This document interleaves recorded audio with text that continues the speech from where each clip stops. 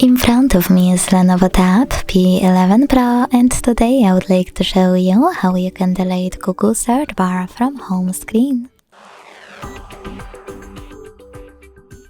Begin by holding your search bar and waiting for Remove section to show up.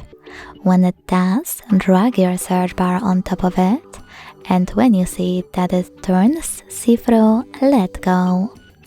So when I do that, as you can see, my search bar was successfully deleted. If you want to restore it later on, hold your device's display, wait for this pop-up and select Widgets.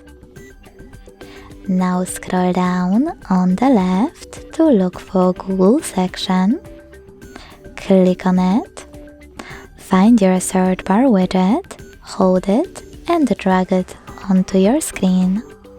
Place it wherever you want to and let go.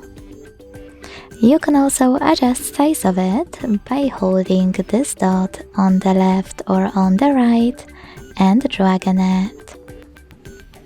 Thanks so much for watching. If you enjoyed this video, don't forget to leave a like, comment and subscribe. Bye!